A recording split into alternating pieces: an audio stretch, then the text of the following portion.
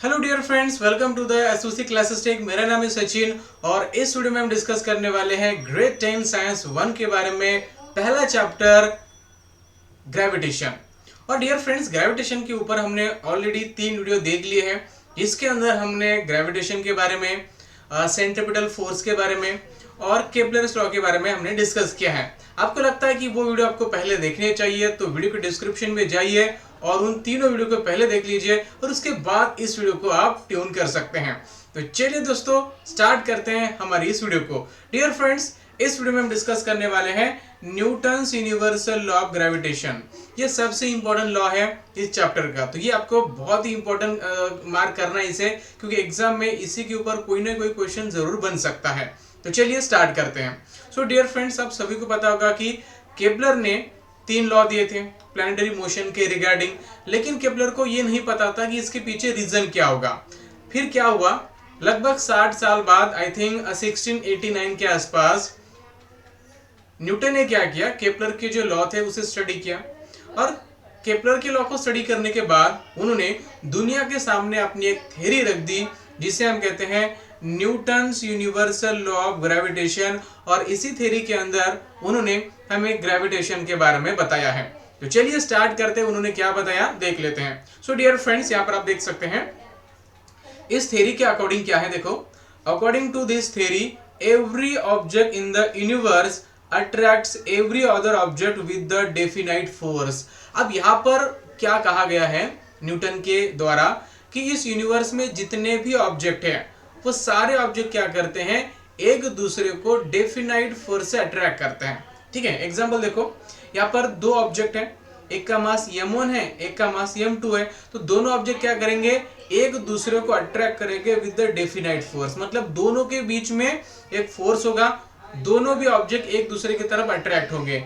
अब ये जो फोर्स होगा ना, ठीक है, ये जो भी फोर्स होगा वो m2 पर भी एक्ट होगा और m1 पर भी एक्ट होगा। ठीक है, दोनों के ऊपर यहाँ पर फोर्स एक्ट होने वाला है और दोनों ही ऑब्जेक्ट एक दूसरे की तरफ यहाँ पर अट्रैक्ट हो जाएंगे। अब आगे उन्होंने क्या कहा, देखो, this force is directly proportional to the product of the masses of the 2 object. अब इन्होंने यहाँ पर क्या कहा कि ये जो फोर्स होता है, ये जो फोर्स ऑफ अट्रैक्शन होता है, ये डायरेक्टली प्रोपोर्शनल है किसको, to the product of the masses of the 2 object. मतलब ये जो फोर्स ऑफ अट्रैक्शन है ये डायरेक्टली प्रोपोर्शनल है किसको, to the product of the masses of the 2 object. मतलब इस तरीके से हम यहाँ पर लिख सकते हैं F directly proportional to the m1 into m2। इसका मतलब ये होता है कि अगर मास अगर इंक्रीज होगा तो फोर्स ऑफ अट्रैक्शन भी इंक्रीज होगा। मास अगर डबल हो जाएगा तो फोर्स ऑफ अट्रैक्शन भी डबल हो जाएगा। मास अगर ट्रिपल हो जाएगा तो फोर्स ऑफ अट्रैक्शन भी यहाँ पर क्या हो जाएगा, ट्रिपल हो जाएगा। ये कहा गया है यहाँ पर। आगे क्या कहा देखो, and is inversely proportional to the square of the distance between them.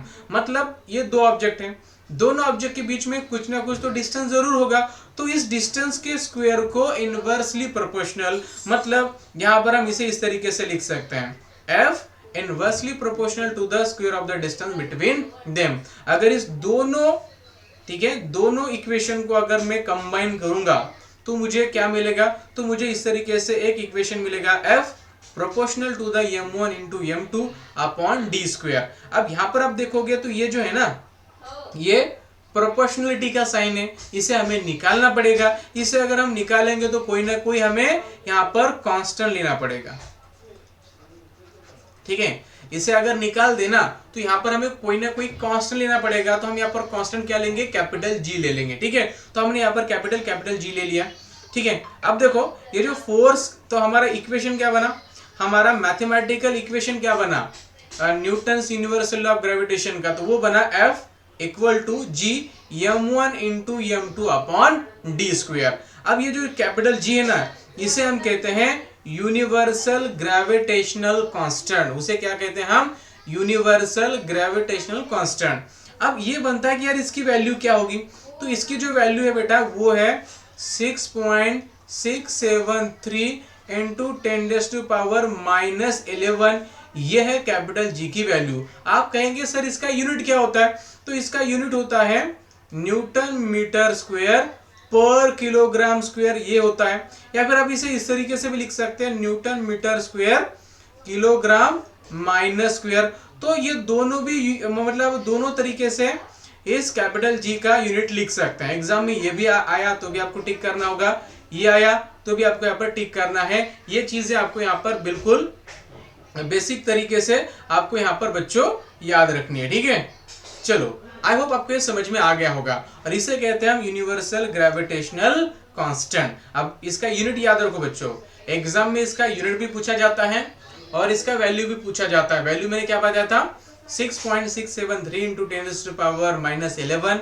अगर यूनिट अगर पूछ लिया तो न्यूटन मीटर स्क्वायर पर किलोग्राम स्क्वायर, ठीक है। अब देखते हैं थोड़ा सा इंटरेस्टिंग, ठीक है।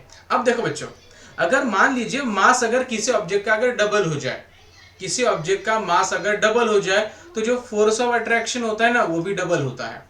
मास अगर डबल हो जाए तो फोर्स ऑफ अट्रैक्शन क्या होगा, डबल होगा।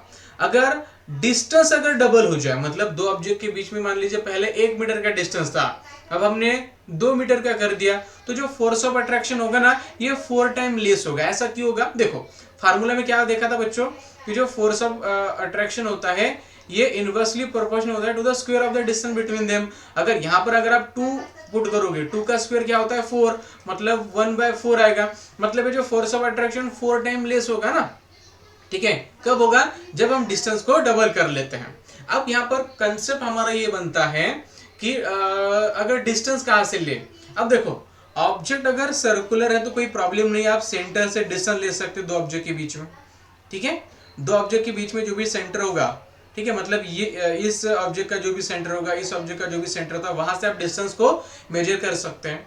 लेकिन अगर इरेगुलर ऑब्जेक्ट है इस तरीके से इरेगुलर, तो डिस्टेंस कहां से पकड़ेंगे दो ऑब्जेक्ट के बीच में, तो आपको डिस्टेंस पकड़ना है जहां पर सेंटर ऑफ मास ऐड करता है, जहां पर इस ऑब्जेक्ट का सेंटर ऑफ मास ऐड करता है ना, सेंटर ऑफ मास, तो वहां से आपको क्या करना है, डिस्टेंस को वहां पर मेजर करना है, वहां से डिस्टेंस को मेजर करना है, ठीक है। तो ये भी आपको यहाँ पर याद रखना है, बहुत ईजी है, ठीक है। आपको जो मैं बता रहा हूँ वो बिल्कुल आपको याद रखना है। अगर समझ में नहीं आ रहा है तो वीडियो को बार बार रिपीट करके देखना है, तभी जाकर आपको ये चीजें समझ में आ जाएंगी, ठीक है। अब देखो डियर फ्रेंड्स, हमने यहाँ पर डिस्कस किया था कैपिटल जी के बारे में। कैपिटल जी क्या होता है, कैपिटल जी बच्चों हमारा होता है यूनिवर्सल ग्रेविटेशनल कांस्टेंट, ठीक है। इसकी वैल्यू किसने फाइंड आउट की थी, तो सबसे पहले बच्चों एक्सपेरिमेंटली इसकी वैल्यू फाइंड आउट की थी, ठीक है, हेनरी कैवेंडिश इन्होंने। किसने की थी, हेनरी कैवेंडिश इन्होंने, ठीक है। और इसकी वैल्यू क्या थी, 6.673 इंटू 10⁻11। यूनिट क्या है, न्यूटन मीटर स्क्वायर पर किलोग्राम स्क्वायर। तो डियर फ्रेंड्स ये चीजें आप यहाँ पर याद रखो। नेक्स्ट वीडियो में हम और चीजें देखेंगे और ग्रेविटेशन चैप्टर से लेकर पूरा साइंस का देखेंगे। सारी चीजें आपको यहाँ पर मैं समझाऊंगा।